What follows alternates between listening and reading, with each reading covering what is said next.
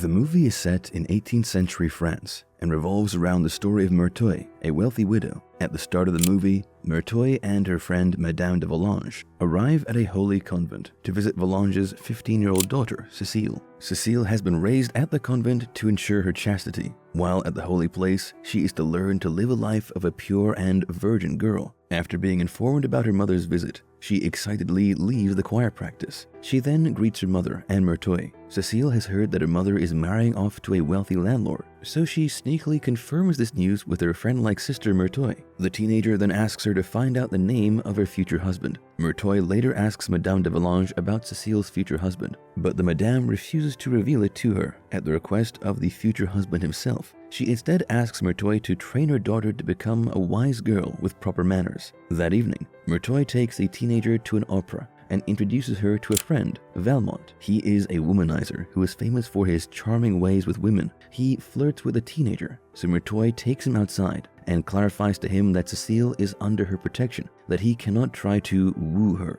Valmont tells her that he is soon leaving town to visit his elderly aunt, Madame de Rosemonde. Later, Merteuil warns Cécile to stay away from Valmont as he is infamous for taking the virginity of pure girls. Cécile asks if Valmont is her lover, but Merteuil replies that it is rude and inappropriate to ask such a question to a widow like her. Afterward, Merteuil spends the night with her secret lover Gercourt. She longs to be with him for the rest of the night, but Gercourt is in a hurry to leave the place. The young widow then asks him when they are meeting again. Much to her disappointment, Gercourt lets her know that he will be busy for a few days. Several days later, Madame de Volanges organizes a party, inviting all of the nobles of the country. She then introduces Merteuil to Cécile's fiancé, who turns out to be none other than Gercourt. Both lovers are shocked to see each other, but they pretend to have met for the first time. Merteuil is heartbroken because of her lover's betrayal for concealing the upcoming marriage. To make matters worse, Merteuil also learns of a rumor that Gercourt cannot easily break off relations with his former mistress, who is known to be mentally unbalanced. Angered over the hypocrisy of Gercourt's insistence on a virgin bride while keeping a lover of his own, Merteuil plans revenge. The following day, she goes to the countryside to visit Valmont and his elderly aunt, Madame de Rosemonde. In the meantime, the womanizer is by the lake, busy trying to pursue Madame de Tourvel, a married woman. Tourvel's husband works in another city, but she remains faithful and loyal to him. She has promised to wait for his return. Therefore, when Valmont confesses his love for her, she rejects him. As a result, Valmont falls into the water and pretends that he is drowning. Frightened, Tourvel freaks out and screams for help. Valmont's friend then jumps in the water to save him, but when the fine lady learns that he is only playing with her, she leaves the scene. Meanwhile, Valmont jumps back in the water to save his poor friend, who is seemingly drowning as he doesn't know how to swim. Later, Valmont and his friend return back to his aunt's estate and see Merteuil waiting for him. The young widow approaches him and proposes that he use his well-known professional womanizing skill to take Cécile's virginity before her wedding night to humiliate Gercourt. Gercourt likes his wives to be innocent and pure, so this is the perfect revenge on him. Although flattered by the offer, Valmont says that he is not interested in Cécile, as he is pursuing Madame de Tourvel, who is well known for her virtue. Merteuil is surprised to learn that Valmont is chasing after such a decent and modest lady. She suggests he give up on Tourvel, as he will never be able to woo her. Highly confident with his womanizing skills, Valmont makes Merteuil a wager. If he succeeds in betting Tourvel, he may also bet Merteuil. If he fails, he must commit himself to a monastery. That is, he must become a monk. Meanwhile, Cécile's teenage music teacher Danceny starts writing love letters to her, and the two fall in love. When Merteuil returns to town, Madame de Volanges is stressed out as she has recently discovered her daughter's love letters. The young widow then offers to help and solve the matter. Merteuil later talks with the teenager about the love letters. Trusting her completely, Cécile reveals her love affair with her music teacher and also shows Merteuil the latest letter. Merteuil then starts manipulating the young girl in order to ruin the arranged marriage with Gercourt. She helps Cécile write love letters to Danceny. Later, she reveals the young couple's secret letters to Volanges, who then kicks Danceny out of her estate. This very much affects the poor teenager, as she goes weeping in her bedroom. But as the days pass, Merteuil continues to manipulate Cécile, and in an attempt to keep her wicked plan running, she helps the young couple to secretly get in touch. One night, Merteuil arranges a secret meeting for the young couple while she and Volanges go to watch an opera. She wants the pair to consummate the love. For this, Murtoy helps Cecile sneak out of the estate with her servants. She also gives the teenager a revealing dress in order to spend a lovely night with Danseni, while having her servants secretly watch the young couple. But Cecile is too innocent, and Danseni too honorable to take advantage of her. Instead of spending a steamy night together, the two end up taking music lessons. Meanwhile, VlRG is worried her daughter might be involved in unholy acts, so she hurries out of the opera. Worried about being exposed, Murtoy alerts her servants and manages to bring Cecile to the opera house instead. When VlRG learns Cecile is with Murtoy,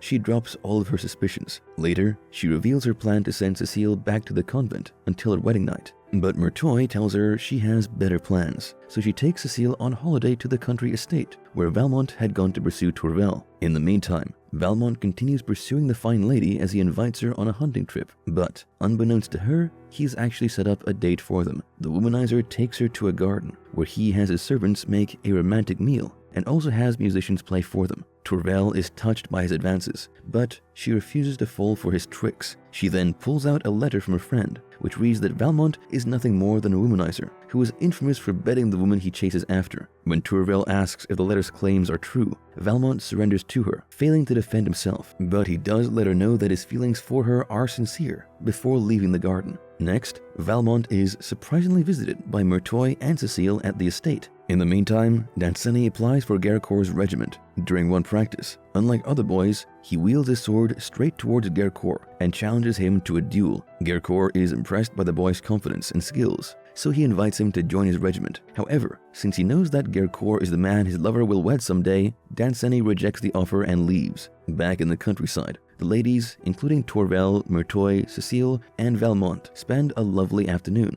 toying with each other and playing a game of sword poking. During this time, Tourvel asks what Murtoy thinks of Valmont. The young widow says that Valmont would make a terrible husband. She then realizes that Tourvel actually likes him. Valmont then spends the evening inviting the ladies to dance to classical music. Later, Tourvel invites him to a room and confesses her feelings, but out of her faithfulness and commitment to her husband, she cannot be with him. She then tells him to leave the room and locks herself. Later, Murtoy suggests that Valmont helps Cecile write love letters, and he complies. He then goes to the teenager's room and ends up taking her virginity. Afterward, a guilt-ridden Cecile runs to Murtoy for comfort, believing that neither her future husband nor Danseni will want her now. In response, Murtoy encourages the girl to marry Gercourt and keep Danseni as her lover. The following morning, VlRG arrives at the stable to pick up her daughter. Valmont calls her out for marrying Cecile off to someone who is much older than her. Things escalate quickly as the adults discuss what is right for the teenager. To settle the matter, Cecile is finally asked about her opinion on the marriage. The naive girl says that she will marry Gercourt but will keep Danseni as her lover. VlRG is considerably outraged at her daughter's answer, so she immediately prepares to leave the estate with her. In the meantime, Valmont learns that Tourvel is soon leaving the countryside, so he hurries on horseback to meet her one last time.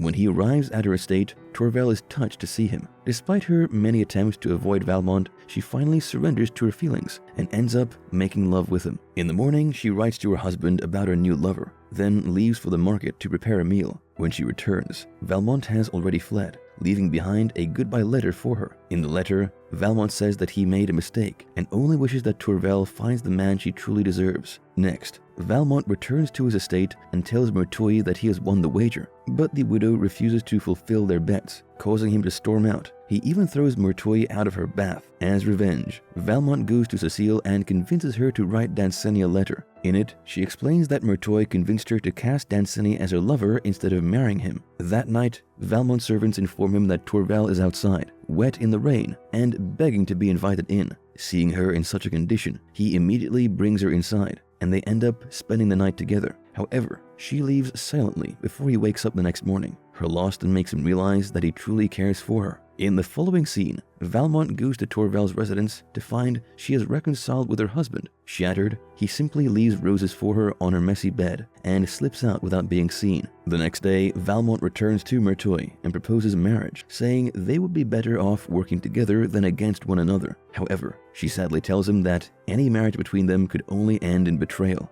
Murtoy then reveals that Danseni is in her bed. He had come to threaten her, but she seduced him and told him everything. Valmont leaves in a fury and goes to Cecile, suggesting they leave the country so that she will be free to love whom she chooses. However, the teenager reveals that she has confessed everything to her mother. As a result, Valmont is kicked out of the house. In the meantime, Danceny still wants to get revenge on Valmont for taking his girl's first time, so he challenges the womanizer to a duel to avenge Cecile's honor. Valmont prepares for the duel by drinking excessively and arrives hungover. However, the honorable Danceny refuses to duel him in his condition and is willing to accept an apology. This doesn't sit well with Valmont, so he begins attacking the boy, forcing Danceny to kill him in self-defense. The next scene shows Valmont's funeral, attended by his former lovers, including Merteuil, who is devastated at the loss of her best friend and oldest rival. However, Tourvel doesn't show up at the place. During this time, Cecile reveals to the grieving Madame de Rosemonde, Valmont's aunt, that she is carrying his child. The elderly aunt is overjoyed by the news. Some days later, Cecile and Gercourt are married in a grand ceremony, with Danceny surrounded by a pack of eligible young women. Meanwhile, Merteuil remains alone, having lost Gercourt, Danceny, and Valmont. The movie ends with Tourvel visiting Valmont's grave as she lovingly places a rose on his tomb before returning to her waiting husband.